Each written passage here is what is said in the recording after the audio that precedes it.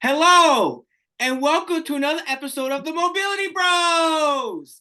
I'm your host, Ron Hylton. My host, Clif Joseph, was not able to get on today, and this is the first episode of the year, which is amazing, of the new year. And we have our guest, Renee Moten, which is amazing. And we're going to get into a little bit about her background and what she's about. But what does Mobility Bros focus on? We focus on human mobility, athletic mindset, pain reduction, pain management, the thought processes of practitioners and clients as well. So, and our sponsors are Be Legendary Athletic Apparel. Come pick up all your Be Legendary, your athletic apparel needs. Eat, sleep, Be Legendary, repeat. BeLegendaryApparel.com, and also Fitness Essentials. If you're looking to get some training in and then work on your functional ability and your movement, check out my boy Clif Joseph at FitnessEssential.com. So I just want to share a little bit more about Renee and her background. So Renee Moten, who's the founder of Functional Fitness, has dedicated her professional career to helping clients eradicate chronic knee pain, which is awesome. As a personal trainer and massage therapist with more than 23,000 hours of one-on-one client work and 10 years of research, which is amazing, Moten has developed a highly effective proprietary system that dramatically increases the quality of life in her clients by helping them live pain-free and avoid surgery and in the process. The knee pain recipe, which is her brand, increases the agility, flexibility, and strength of knees and any age and any condition. Moten's patent training equipment and certification is everything from post-rehabilitation and myoskeletal therapy and massage therapy and conditioning, uniquely position her with the skill to pinpoint, rehabilitate, and eliminate aligned knees. So this woman is amazing. We got connected through a third party, and her thing is she is like the full force of trying to eradicate and get rid of knee pain. So welcome to the show. And so tell us a little bit more about you. How did you get into the industry of fitness and rehabilitation, and what makes you so passionate about that? Well, first of all, Ron, thank you so much for giving me that warm welcome. I appreciate you. Thank you so much for allowing me to be here. I guess my particular journey, in the personal training, I've always wanted to be a personal trainer, probably since I was, I don't know, probably about 20 years old. Okay. That's when I got into the industry of learning more about personal training. But my journey from why I'm so passionate about knees was I used to love to play soccer. Okay. And I hurt my ankle. I just had sprained my ankle really bad. And I didn't know it at the time that my ankle never returned to full range of motion. I didn't know anything about that stuff, full range of motion. So I just kept going on my way. But about 2 years later, I developed plantar fasciitis. And that's usually your first precursor to knowing that you're going to get some knee pain. Anything goes on with the feet, your knees are going to come next. That's what I have learned. So after I had just had this plantar fasciitis, I'm limping because, of course, I'm not going to stop working out, right? So Right. So I continued to work out, and eventually 2 years later, one knee started to hurt. And because I was doing all of the wrong exercises for this particular knee challenge, then my other knee. So I have osteoarthritis in both knees. But after I studied it for 10 years, I finally got myself out of pain. And in 2014, I've actually cracked a code on how to reduce knee pain. Love it. Using alternative methods. And that's why I'm here, and that's why I'm so passionate about it, because I know I can help people from all over the world. That's amazing. I really admire that, and me, and it's like I'm moving towards such keeping the body moving, keeping the body functional, getting people out of pain. That's definitely my focus and my mission as well. And doing that, you know, from a high level, working with high level athletes all the way down to the person that just wants to just live life. Yeah, You absolutely, know, just want to absolutely. live life. You know, just want to play with their kids. Want to be able to bend down and just pick up people without any knee pain, back pain, neck pain, shoulder pain. Um, you know, tell us a little bit more about, you know, the knee recipe. Like, what is that? Like, tell me a little bit more about that and how that came about. Well, what I have figured out was the only way that I was able to get myself and anybody out of pain, I had to do it in a specific order. And the reason I thought about the recipe, because if you think about somebody making a pie, right? And if they put the crust inside of the ingredients, it's not going to work. Okay. Right. So you have to do things in order. So in order for people to get out of pain, I had to get rid of the inflammation first. Then I Mm, had to get rid of the swelling. Then I had to find out where all their restrictions were. okay. And then they must get full range of motion throughout their whole body. Right. And only then should they start to strengthen. And see, that's what the challenge is because we start to strengthen first.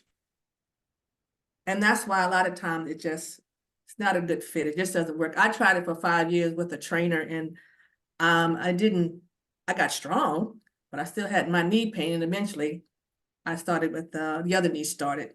But you coined this phrase very well for me. You said that we try to strengthen in dysfunction. And that's what we do when we try to strengthen somebody with knee pain. They're not functional. They're not functioning properly. So then a lot of times it just doesn't work too well. That's right. So it's funny. So I had a this past weekend, I had a D3 football player come over, and first time me working with him, and so he was having neck and shoulder pain, Mhm. and he was having issues with shoulder flexion, right? Mm. So I just started asking questions, what was going on. So now I get to, who are you working with, right? Mm. So it's, you know, it was his athletic trainer at the college and his strength coach, right? Okay. So there was a point where he was feeling better, but he was still having a little of lack of motion and still having pain in the shoulder and neck. But then they start loading him again. I was like, I said, bro, I said, listen, Mm. I said, and he's 19. I mean, Oh no. he's gonna listen to what they tell him. And he was, you know, he's a big kid, right? Mhm, mhm. He's a linebacker, right? You know, so I was just like, or a forward, I think he said. But anyway, I said, listen, you can't put fitness on top of dysfunction. I said, if you're in pain and you have lack of movement, do not let them load you with weight. Because he was doing a 300-pound back squat. I was like, oh no, oh no. I said, you can't. I said, if you're all jacked up, there's no way you should be doing that. I said, they need to correct the issue before they do that.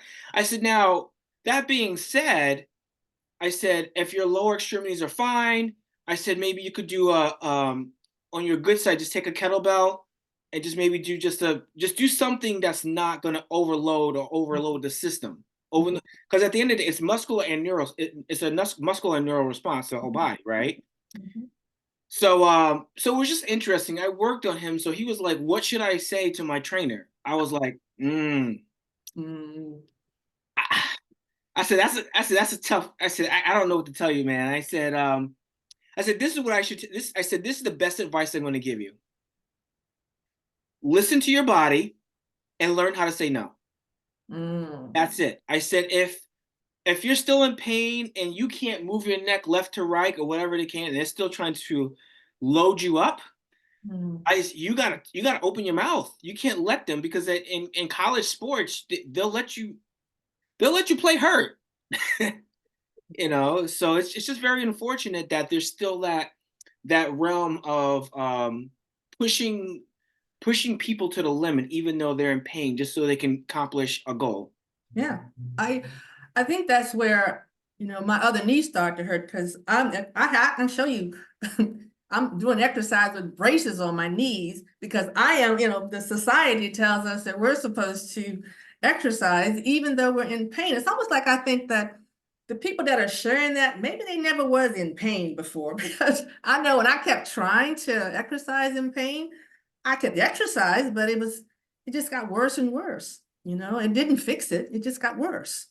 And that's that's why I ended up with osteoarthritis in both knees. Yeah, I do agree with that. I think that some say orthopedists or PTs, they've never experienced like that chronic or acute pain, wherever that is. And they're just going off their knowledge and ability of working with that person. But if they got into that same pain, and oh no, it's like I can't move my knee, I can't move my back, I can't move my neck, whatever the case may be. Yeah. It's I teach an 8-week class, and most of them are all women. Physical therapists are in the class, doctors are in the class, amazing. trainers are in the class, because physical therapy can only do what you tell them to do. They don't have a lot of leeway in there. So she ended up, she had her knees were all bowed out, and she had to end up getting knee replacements. And she was in the industry for 40 years. So it hasn't changed that theory of, they call it taking the tension off the knee if you strengthen the quadricep muscles in the butt. But but my knee hurts, my knee hurts. So. My knee hurts. My knee hurts.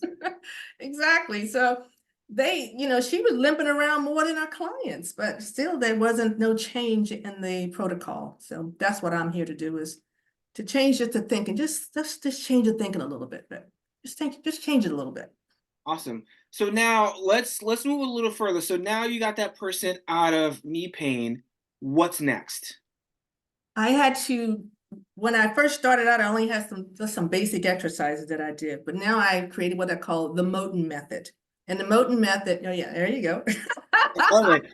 You got that cool last name where you could coin everything with your last name and it sounds cool no matter what. Moten in motion, yeah. See, there you go. There you go. It's endless. Exactly. I've done them all too. Well, the Moten method is because in my classes, no one comes to me with just knee pain. They got the back, the shoulder, the neck, and so I can get them back to the point where they can do cardio and exercises. But I had to create my own unique exercises so that they are able to exercise. So no matter what they have, if they still have meniscus tears, bone on bone, osteoarthritis, even disc problems in their back, they can do my exercises. And I have worked on these exercises for about 5 years, and now it's about 100 of them, and I can be able to take someone through an exercise routine and they will not hurt themselves. People in my class don't hurt themselves. So with the exercises, are some of them weight bearing, non-weight bearing? Like how is there, like give me kind of walk me through just general, like do you start them out with no load, then you start loading them over time? Like how does that work? Well, the first thing that we always working on, every Friday, we always do flexibility, number one. Okay. Every Friday, we do from the head all the way down to the toe. Matter of fact, I just finished my stretch class. But what we start with, we start with basically getting them to do all kinds of range of motion of different types of exercises. The main thing, Ron, that the people have to do when they're doing these exercises, they have to just keep their feet straight, keep their feet forward, and find out where their feet are at all times. They have to know where their feet are at. So we always start with, we do squats like in a chair. We don't do squats all the way down to the floor. They have, the most loading they may have is an exercise band. These women are over 50. Okay. Why do they need to lift, dumbbells and stuff like that? But they do a lot of balancing on one leg, which is a lot of loading on their, they use a lot of their own weight to do the load bearing. I don't do a lot of weights in my class because why? In that arena, in that particular arena. Right. So that's the extent of what I do. I don't do any lunges. Why? Because I cannot see that person on that screen. I don't do a lot of squats unless they're sitting in a chair because I can't see that person on the screen. I got women from all over the world on Zoom. So there's certain things I just don't do because I can't watch them. Awesome. It's just my philosophy in that. Now, do you find that, say, men maybe or women versus men, like women have a higher rate as far as knee injuries, or men? Is there a certain like percentage that you find? Well, I asked myself that question about 5 years ago. What's the difference? Because the only ones that were coming to my classes were women. And then I would get a few men. What's the difference? Now, I'm just going to share this very gently, but Okay. women do not wear good shoes. Oh, that ain't gently. You can come out. We can come out with that. Listen, I've been trying to get women out of heels for 14 years, and Okay. I kept wondering, I what's can do. the difference? What's the difference? What is the difference between the men and the women? Yeah, Shoes. Because your problems, I mentioned before, always going to start at the feet. right. Okay, so their feet, they got bunions, corns, calluses, they were orthotics, they have plantar fasciitis, but they will still wear those shoes. Mhm. And I haven't had a woman, probably like 90%, I've probably interviewed over 1,000 women, probably 90% of them all have feet problems. That's insane. And you know what? I agree with that. I've had women that have had low back issues, um, low, mostly like chronic low back pain, and in all considering they're fairly healthy, Yeah. but the problem is the high heels, and trying to tell it, well, I like to be tall, and I'm like, hey, well, if you get out of those heels, that's one thing, that's one issue that you can correct. Yeah. I want you to, if you can, I don't know if you've ever noticed it, but what happens also is they don't have any backs on the back of their shoe. Look at somebody when they're walking, they don't have any back, like flip-flops. Their feet are going all over the place. Yeah, And I couldn't figure out why one of my clients was having a problem. I'm like, she started, I always have everybody do a gait analysis so I can see. yeah. And that's when I seen her foot. I was like, oh my gosh, her foot was going all over the place. It's like wacky. It's like a crazy noodle. It is. If you look at, I'm a foot watcher. So I watch people in their shoes and how their feet are being positioned. And I said, you're going to have knee pain. You're going to have knee pain. You're going to have knee pain. That's awesome. And I think that's great when you because I'm it's bad, Renee. Like it's bad. Like I can literally be driving and I'll see somebody walking and their gait's off, and I'm like, oh my God. Like it's bad. Like It why? is. It is. Or Yeah. somebody that's hunched over. I'm like, what? I said, what's going on in their life where they got like that? It's just so it's like there's it's like watching somebody's dysfunction in their body, and then like, oh, their feet are like they're walking and they're walking like their feet are going, they're so externally rotated, they're walking like this, like, oh my God, like How it's about the runners? yeah. I can't look sometimes. I just can't look. I always want to like stop, just stop. But So do you work? I know you say you work with women, but do you work with any like high level athletes at all? Are you in that arena as well, with working with like college athletes, pro athletes, or my focus is to get to them early enough. However, what I have found out with athletes is that, come on, I need to get back out there quickly. yes, yes, yes. So I I need can to, attest to that. Yeah. yeah. And so my program in the first 3 weeks, we're just trying to heal your knees. That's what we wanted to do, is heal your knees and allow me to give you certain exercises so that I can create a foundation for you. Once you get the foundation and get yourself balanced, right side feels like the left side, then go at it. But let's get the foundation. I want you to listen to your body. What does the right side of your body feel like compared to the left? They Right. don't feel the same. Get you balanced first, and then go have at it, but then keep working on keeping yourself balanced throughout your programs. That's awesome. So I can tell you from like, so I worked Olympians, Mhm. and I do work with D1 athletes. So the psychology of where they come from, it's like, okay, and I'm just making these numbers up. Say, for example, it takes the average person, I don't know, like 4 months for their knee to heal, right? Mhm. Right. Well, with them, it may be 6 weeks. You know, Mhm. they may have an ACL tear, but it's like, okay, well, I got an ACL tear, you know, medial meniscus and issue, and it's like, okay, well, 6 to 8 weeks, we got to get you back in. So now you have like all these people that are focusing on this one thing to get that to get it back into going, so they can get back out there as soon as possible. Mm. But you take the average person that's like, okay, well, what's next? Healing process to go through this, through that. So yeah, you're right. There is a Yeah. difference. Yeah. I've tried the athletes before, and they're like, when can I get back out there? When can I get back out there? You can't even walk straight. I had one guy, he couldn't lift his leg up. He was so out of balance. When can I start my running again? No, okay. So what you can do a one-legged hop or something, Exactly. one-legged hurdle jump. He couldn't even lift his leg up.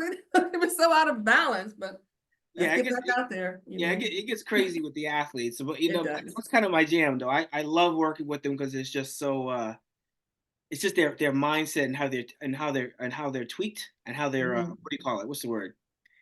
How they're wired. Yeah, Conditioned, I guess, too. how they're conditioned. Yeah, they're conditioned to, hey, I got to get myself back out there. So I know that what I do, the foundation of what I do, because some of the women take my stuff and they keep it for months and months and years. If they just keep thinking about, where they are, where are their feet, and keeping themselves balanced. That's why we do stretching all the time. Does this side feel tighter than that side? And if it does, let's fix it.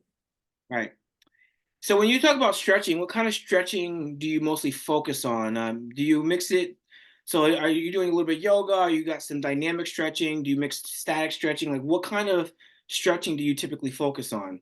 Mostly, I do mostly static on Fridays, but we do some dynamic stretching throughout the week because I was after each one of my routines, they're constantly stretching in my classes when we do the exercises. So we Okay. may do some, I always say you do this exercise, but you still focusing on a stretch. But mostly in class because I want them to listen. So we take our time and we stretch from the toes all the way up to the fingers. And I I want like them it. to listen to their bodies to tell me, because I always have meetings after one of my classes. What did you feel? And if you felt something, let's fix it now. And I'm also training them how to fix themselves. And so they That's can awesome. get I information. think it's important to teach that as well.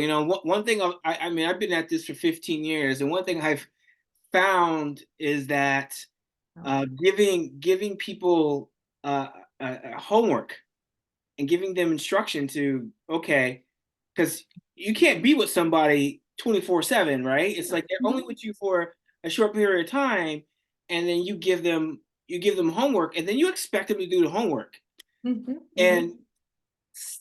they don't always follow through. Exactly. Do you find that with the women you work with, or they're really good with following through with their homework or what you give them? In my 8-week class, I have a accountability coach. So once they get the homework on that Wednesday, the accountability coach is checking in. What do you need? How else can we support you? So that's why my programs are very successful because we have a lot of follow-up. Yes. In my regular exercise class, if somebody says, Renee, my right knee was twinging, I'll ask the group, why is her knee twinging? Help her to fix it. They already know because I've drilled them and drilled them. I don't fix it anymore. I have them. What exercise you Like the need? collective. How should you do it? So it's been. I am just so proud of them. I tell you. That's awesome. And I don't know if you follow Star Trek, but it's like they got the Borg, the Borg collective, right? They're one unit, one mind. Yeah. So, I am the Moten, fix the knee, tell the person no, like it's like that, right? It's like Yeah, that exactly. concept, right? They're Yeah, all like collective. So that one person has the issue, it's like they all know they all know what to that do. it's that community, right? I love it. It's that ecosystem. It is. It's fantastic. Awesome.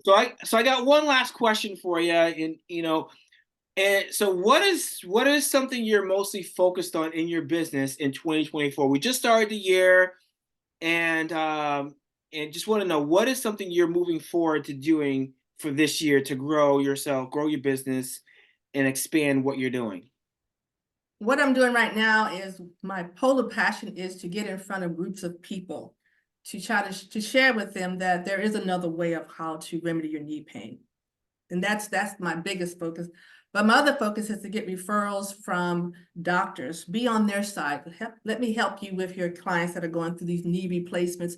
I can get them ready for knee replacement. I can get them ready, and I can help them after.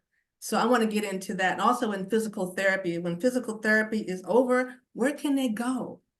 They can come to me and let me help them with the rest of the exercises. So, and eventually I want to be able to have insurance pay for what I do, and also be able to be on their agenda. It's like, hey, the Moten method, the knee pain recipe will take you to that next level and get you back on your feet. And so that's what I want. I hear a book in your future. I have a book. Oh, you have a book? I didn't know. I didn't know. Yeah. The knee pain recipe, that's a book. Oh, I see. It's I on didn't know that. Amazon. Sorry. Everybody's knee pain recipe is on Amazon. You should live with this. Say, hey, I got a book, y'all. So how can we? So how would someone get a hold of that book? It's on Amazon. They just put the knee pain recipe in, and that. Yep. Okay. That it's there, and it just that was my first part. It will help them to get rid of the inflammation and the swelling, but it doesn't have a maintenance program to it. So that's what's missing in it. So because I was young when I first started it, so now that's where I'm going to use that along with the Moten method. Okay, so I hear a second edition. Exactly. I hear a second edition. That's what I hear. Well, I must have knew it because I put the word volume 1 on it. Yeah. So now volume 2 is coming. Yeah. So that's awesome. I actually have a book I'm working on right now. Oh, you okay? Started this book right here. Okay. And I worked with this guy at the Olympic trials. Oh, And he's working on his 5th edition. So, and he was like, hey, really cool dude, man. I mean, he's the OG. His name is Robert McAddy. He's like the OG of sports massage. okay. And that's the only thing that most people when they have knee pain, if they let it go for too long, 7 years, their knee will start to bow out or their knee will start to bow in. After 7 years, stretching is the only thing that has saved me, and it can save them. They still need to get their knee fixed, but at least it won't bow, because once they start to bow, then they're going to need surgery. Like stretching has been the only thing that has saved me and has saved other people from not having that happen. And I agree. I think what is the scientific name for bowing out and bowing in? I forgot. Valgus. Yeah. Valgus and valgus knee. Yeah. But it's usually one. It's usually one that's injured. Yeah.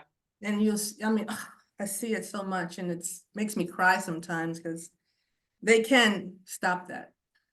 Yeah. And they gotta want it. But I think the unique thing about you and I is that we focus on something that people want to get out of, and it's pain.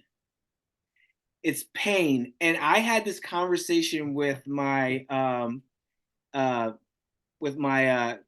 instructor, one of my old karate instructors, because he was like, he didn't know how much I charged an hour. He's like, people pay that?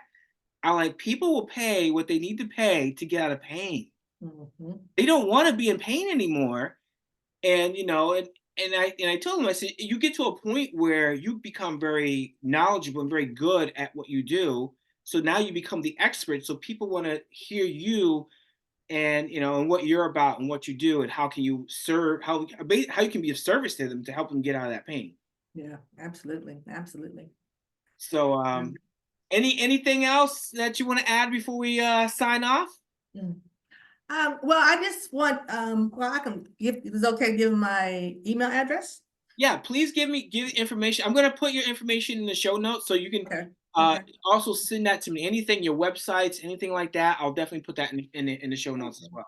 Well, I'll just say this to anyone that has knee pain. There is another way besides shots, drugs, and surgery. There is functional movements, there is stretching, but there also, you want to always think about, you got to get your knee to heal first. heal the knee, and then get strong. Preach, preach, preach. Take me to church. Take me, take me, take me.